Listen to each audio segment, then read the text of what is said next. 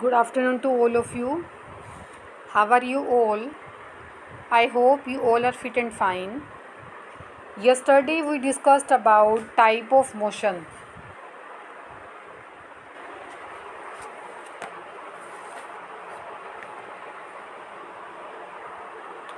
Rectilinear motion.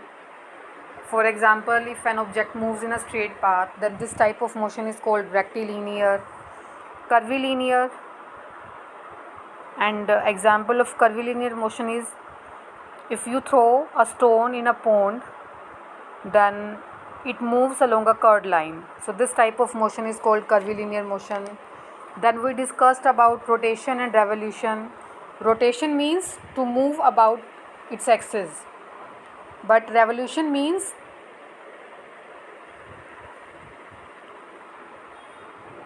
to move an object around another object. For example, if earth moves around sun, then this type of motion is called revolution. Or if earth moves around its own axis, then this is called rotatory motion. Then we discussed about periodic and non-periodic motion. Periodic means a motion if it repeats itself after a regular interval of time, or you can say after a fixed interval of time. अगर कोई object fix interval of time के बाद अपने आप को repeat करेगा, then this type of motion is called periodic. For example, you can take change of season or clock. Then we discussed about non-periodic motion. Non-periodic means if an object moves,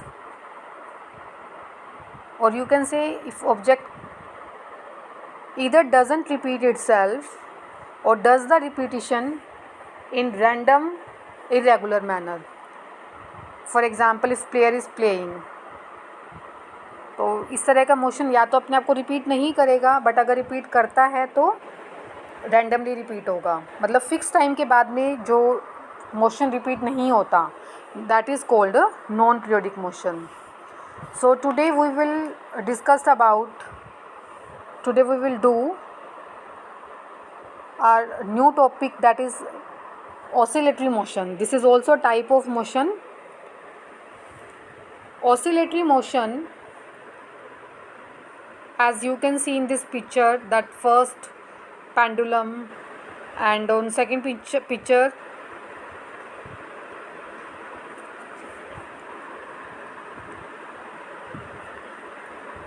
this child is moving to and fro, and bell is also moving to and fro. To and fro means left and right. So this type of motion is called oscillatory motion. Observe the movement of pendulum of a wall clock. Clock आपने देखी होगी, clock का जो pendulum होता है वो move करता है left and right. It moves back and forth between the two points, मतलब मेन पोजीशन के सेंटर पॉइंट के लेफ्ट एंड राइट मूव करेगा, back and forth to and fro move करता है. A similar motion occurs in a suspended object for which one end of suspended thread is fixed. तो इसमें जो आपको pendulum दे रखा है क्लॉक में, उसका एक पॉइंट फिक्स है और सेकेंड एंड मूव करता है to and fro. So this type of motion is called oscillatory motion. Here the object moves as a whole and there is no change in the shape or size of the object. Pendulum का आप example लेके चल रहे हो, bell का. यहाँ पर क्या हो रहा है कि ऑब्जेक्ट जो है वो मूव कर रहा है to and fro, but object के साइज़ में और शेप में कोई भी चेंज नहीं आ रहा. Swinging pendulum of a clock, a child moving on a swing, or a ringing temple bell, these are some example of oscillatory motion. As you can see in this picture that 3 examples are given to you: pendulum, child sitting on a swing, and bell. In all these, motion is oscillatory. Now definition of oscillatory motion is given to you. What is oscillatory motion? An object is said to be have oscillatory motion if it moves to and fro along the same path in a regular periodic way. Periodic means fixed time के बाद में pendulum जो है उसका fix time रहेगा, उसके बाद वो अपनी मेन पोजीशन के टू एंड फ्रो मूव करता है. तो ऑसिलेटरी मोशन क्या होगा? To moves to and fro move करना and in same path. Next activity is given to you. Do this activity in your science book on page number 96 by using pencil. First is a child on a swing. You have to tell about type of motion. swing में बच्चा बैठा हुआ है, तो type of motion बताना है. Swing में क्या होता है? फिक्स टाइम के बाद में बच्चा left and to and fro move करता है. So this type of motion is oscillatory. तो चाइल्ड ऑन अ स्विंग, इसका मोशन क्या बताओगे आप? Oscillatory. Oscillatory means to and fro move करना. Next is moving blades of a wind mill.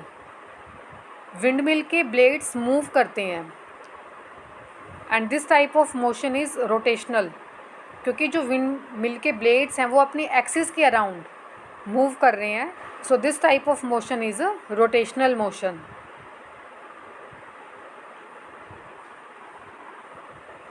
Next is hand of a clock. Hands of a clock are periodic motion. Periodic means motion which repeats after a fixed interval of time.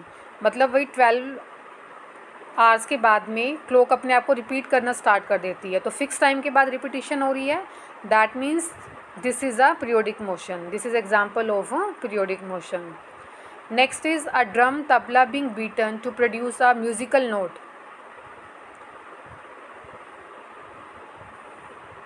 Drum को, तबला को beat किया जाता है musical note के लिए, तो इसमें vibrations produced होंगी.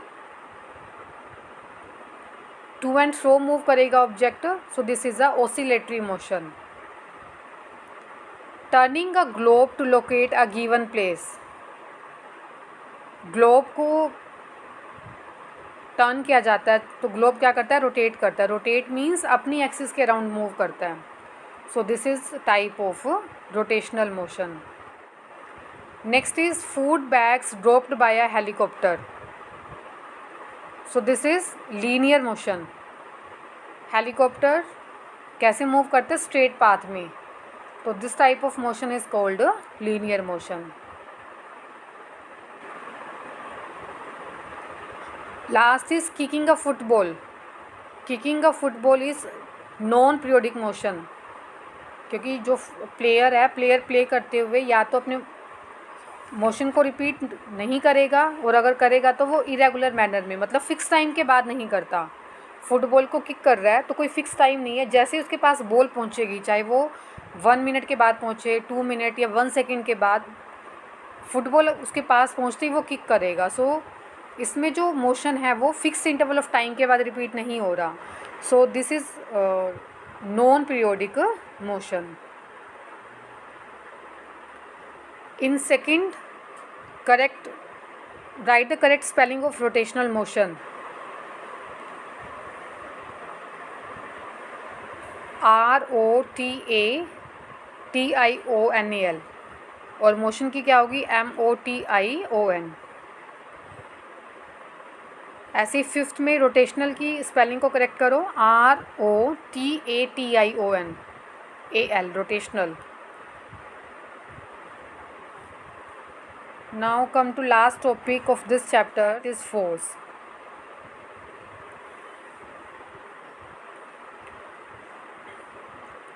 A handcart is filled with a load. It is standing on the road. Rohan and his friend push it hard. It starts moving. The more they push, the faster is the motion of the cart.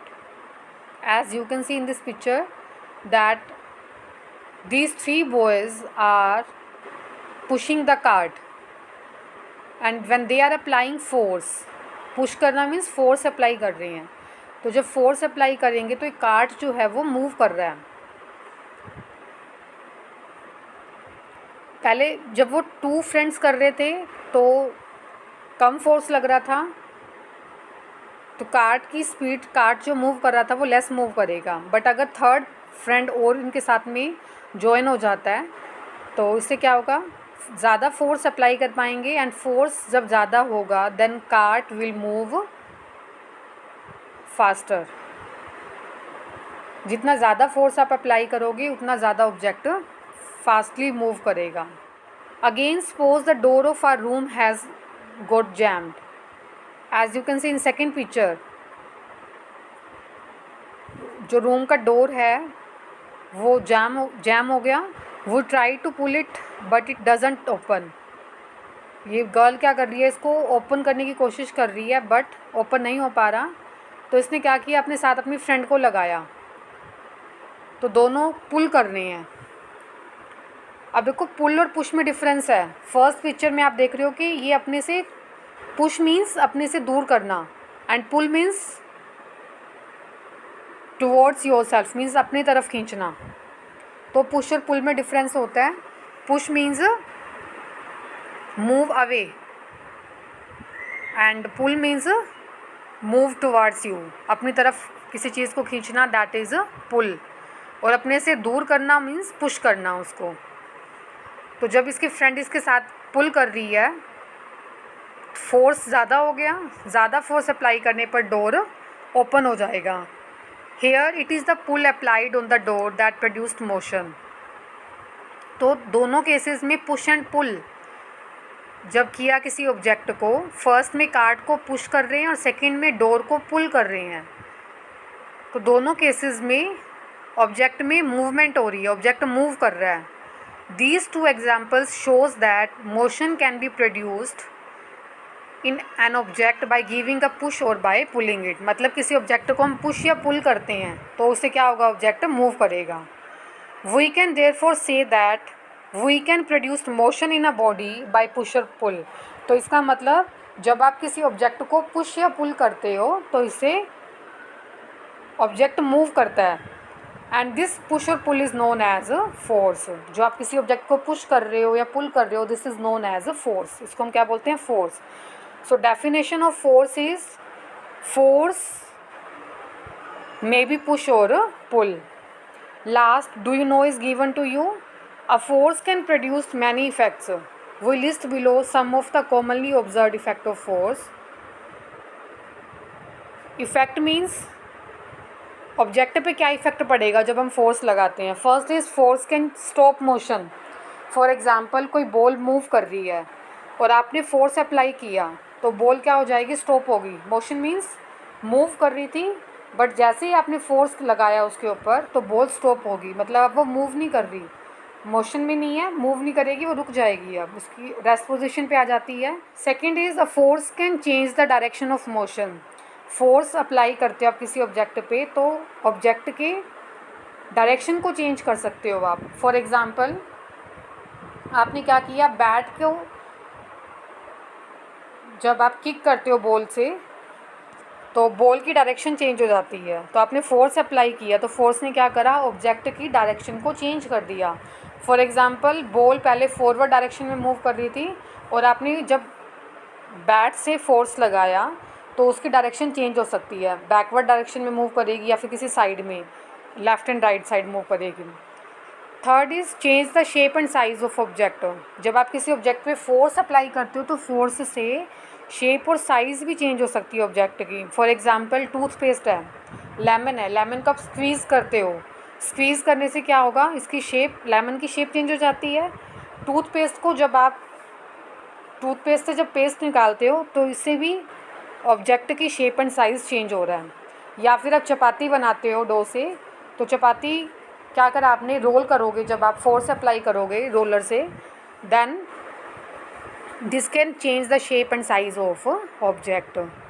Next is produce motion. For example कोई ball है वो rest position पे है और आपने अपने leg से इसको फोर्स अप्लाई किया तो बॉल क्या करेगी, मूव करेगी. तो आपने फोर्स अप्लाई करके ऑब्जेक्ट को मोशन में लाया. And last is change the speed of object. Speed को भी आप चेंज कर सकते हो. फॉर एग्जांपल अगर आप कम फोर्स अप्लाई करोगे then speed will be slow, और अगर आप ज़्यादा फोर्स अप्लाई करोगे तो स्पीड जो है वो ऑब्जेक्ट की ज़्यादा हो जाएगी. तो फोर्स से आप इतने सारे चेंजेस ला सकते हो. फर्स्ट क्या बताया, stop motion. Second change the direction, change the shape and size, produce motion and change the speed of an object. So these are effect of forces. तो लास्ट में जो अगर आपके एक्स्ट्रा क्वेश्चन बनते हैं, एक्स्ट्रा क्वेश्चन क्या बनेंगे, define force. Force को डिफाइन कैसे करोगे, फोर्स में बी पुश और पुल। और सेकंड जो आपका फोर्स का एक्स्ट्रा क्वेश्चन बनेगा that is effect of force. Effect में क्या बताओगे, force can change shape and size, force can change direction, force can change speed of object. ये क्या होंगे, इफेक्ट ऑफ फोर्सेज होंगे। So today your work is read page 96 and 97, learn definition of oscillatory motion with example, do activity on page number 96, learn definition of force and effect of forces. Okay beta, have a nice day.